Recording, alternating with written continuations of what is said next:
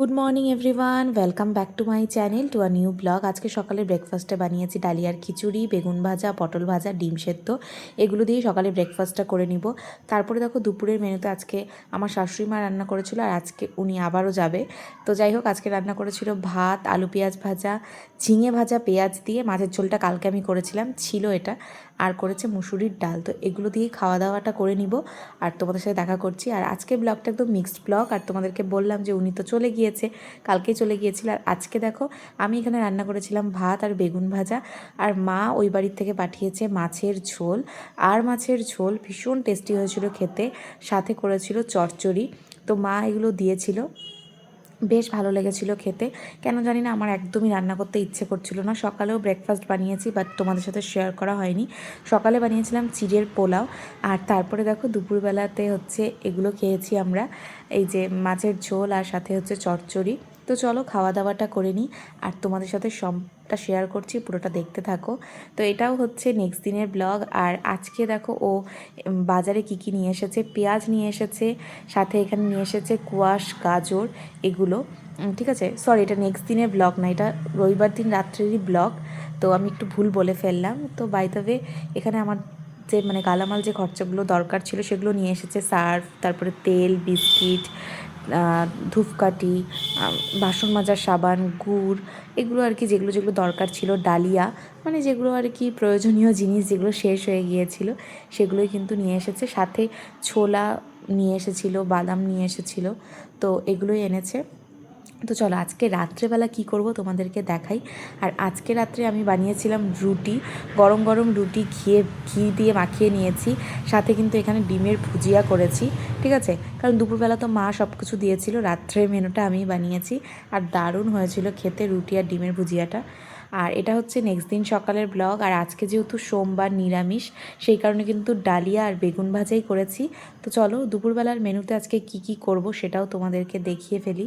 তো আজকে দেখো দুপুরে এখানে রয়েছে ভাত, আর করেছি এখানে পনির আলু দিয়ে, মানে পনির বলতে গেলে এটা অ্যাকচুয়ালি ছানা। ঠিক আছে, ছানা করেছি। আর এখানে করেছি ডাল, সজনে ডাঁটা দিয়ে ডাল করেছি, আর ছানা করেছি। আর আজকের ডালটা না আমি পুরো মিক্সড ডাল করেছি, মানে সব রকমের ডালই মিশিয়ে দিয়েছি। তো বেশ ভালোই হয়েছিল খেতে। তো চলো খাওয়া দাওয়াটা সেরে ফেলি। আর এটা হচ্ছে নেক্সট দিনের ব্লগ। আর আজকে আমি এখন এখানে বানাচ্ছি সবজি, আর করব হচ্ছে রুটি, মানে সকালের ব্রেকফাস্টে বানাবো রুটি। আর এখানে রয়েছে সবজি, এর মধ্যে রয়েছে কোয়াশ, গাজর আর আলু। ঠিক আছে, এগুলো দিয়ে, আর টমেটো রয়েছে, সেগুলো দিয়ে সবজিটা করে ফেলছি। আর এখানে আমি বানাবো হচ্ছে রুটি। তো চলো রুটিটাও করে ফেলি। তো এগুলোই কিন্তু আজকে সকালের ব্রেকফাস্ট। তো বানিয়ে নিয়ে দেখা করছি তোমাদের সাথে। আর ফার্স্টেই তোমাদেরকে বললাম যে একটু মিক্সড ব্লগ শেয়ার করছি, মানে কয়েকদিনেরটা একসাথে, যেহেতু একটু কাজ বেশি থাকে সেই কারণেই। তো এই যে রুটির মধ্যে একটু ঘি মাখিয়ে নিয়েছি, আর সাথে নিয়ে নিয়েছি সবজি। আর আজকে কী সবজি বাজার এনেছে চলো তোমাদেরকে দেখাই। এই যে এখানে এনেছে সজনে ডাঁটা, ঝিঙে, তারপরে এনেছে হচ্ছে পটল, আলু, উচ্ছে আর টমেটো। তো এগুলোই এনেছে। আর আমি এখানে দেখো করছি কুয়াশ ভাজা, আর এদিকে ম্যাক্সের মাংসটাও বসিয়ে দিয়েছি। আর এই পাশে কিন্তু পেঁয়াজ কেটে নিয়েছি, আমি ঢ্যাঁড়স ভাজা করব পেঁয়াজ দিয়ে। সাথে এখানে এনেছে মাগুর মাছ, সেটা হচ্ছে আমি আলু আর পেঁয়াজ দিয়ে ঝোল করব।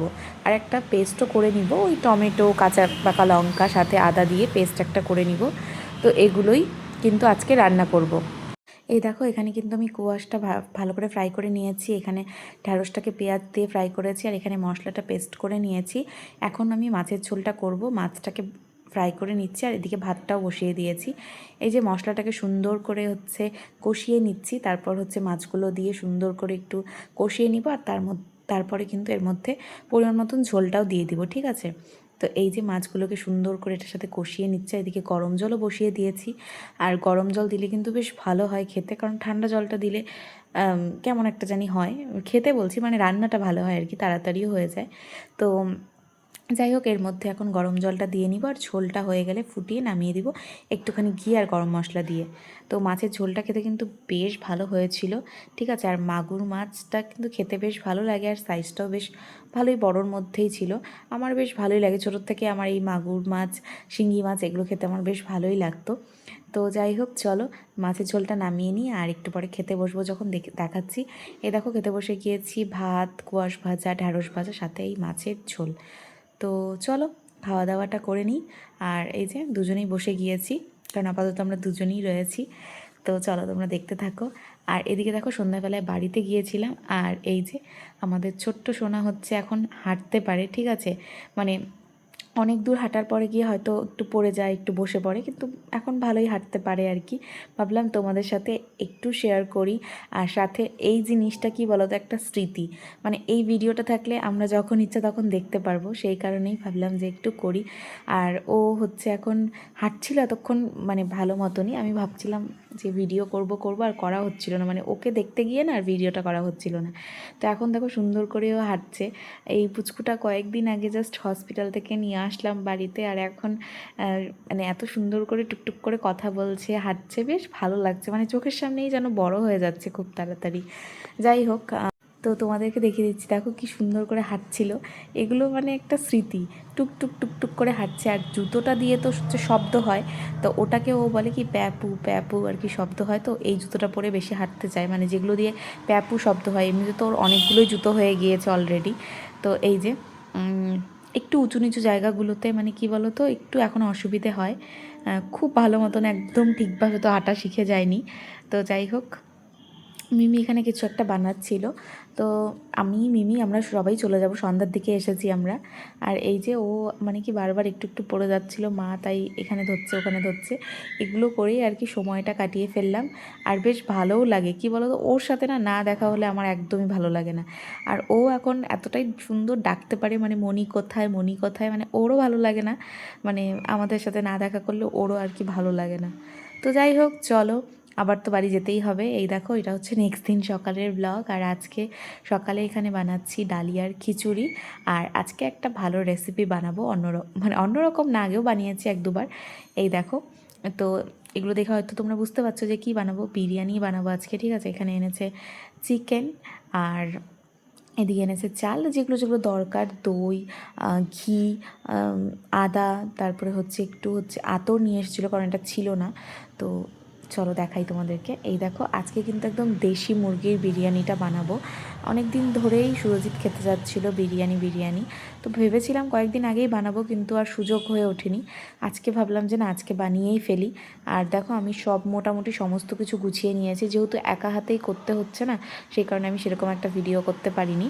আর এখন দেখো মাংসটা প্রায় হয়ে এসেছে, আর কিছুক্ষণ এটাকে ফুটিয়ে নামিয়ে ফেলবো। আর সাথে কিন্তু আমি 2 রকমের ভাত করেছি, মানে ম্যাক্সের জন্য তো আলাদা ভাত করতে হয়েছে, সাথে বিরিয়ানির যে চালটা রয়েছে সেটা ভাত করা হয়ে গিয়েছে, বেরেস্তা করা হয়ে গিয়েছে, মানে সব কিছু গুছিয়ে তারপর হচ্ছে সুন্দর করে যে করবো আর কি, ভিডিওটা করব, সেগুলো আর টাইম পাইনি। তো এই যে ভাতটা দেখিয়ে দিলাম, আর এই যে বেরেস্তাটা করে রেখেছি সুন্দর করে। আর এখন আমার চিকেনটাও হয়ে গিয়েছে। এই যে আজকে হচ্ছে দেশি মুরগি দিয়ে বানাচ্ছি বিরিয়ানিটা। চলো তোমাদের সাথে সবটা শেয়ার করছি যতটা পারবো, তো দেখাই। আর লেয়ারিং করব। আর এখানে দেখো এই দুধের মধ্যে আমি গোলাপ জল, কেওড়া জল আর আতরটা দিয়ে নিয়েছি। আর এই হচ্ছে মাংস, এই হচ্ছে ভাত। তো আমি ওটার মধ্যেই ঢেলে রেখেছিলাম যাতে এটা ঠান্ডা হয়ে যায় সুন্দর করে। আর একটা লেয়ার করে ফেলেছি। একা একা না লেয়ারিং করতেও খুব সমস্যা হয়, তো মানে লেয়ারিং করতে সমস্যা হয় বলতে ভিডিওটা করতে সমস্যা হয়। তো যাই হোক, এই যে সুন্দর করে বিরিয়ানিটাকে করে নিচ্ছি। তো চলো, বিরিয়ানি খেতে আমারও বেশ ভালো লাগে, আর সুরজিতেরও বেশ ভালো লাগে, কারণ যেহেতু বিরিয়ানির মধ্যে খুব একটা তেল ঘি এসব আর কি কম থাকে, তুলনামূলকভাবে ফ্রাইড রাইস পোলাওয়ে বেশি থাকে, সেই কারণে আমার বিরিয়ানিটা খেতে বেশ ভালোই লাগে। যদিও পোলাও আর মাটনের তুলনা হয় না, সেটা আলাদাই লাগে খেতে, তবে বিরিয়ানিটা খেতেও কিন্তু বেশ ভালো লাগে। আর সত্যি কথা বলতে গেলে আমি এর আগেও তোমাদেরকে বলেছিলাম বাড়ির বিরিয়ানিটা না একদম আলাদাই হয়। তবে সেদিন আমাদের খুব খিদে পেয়েছিল জন্য শপিং করতে গিয়ে বিরিয়ানি খেয়ে এসেছিলাম, আমার একদমই অতটাও ভালো লাগেনি। তখন থেকেই ভাবছিলাম যে বাড়িতে বানিয়ে খাবো ভালো করে।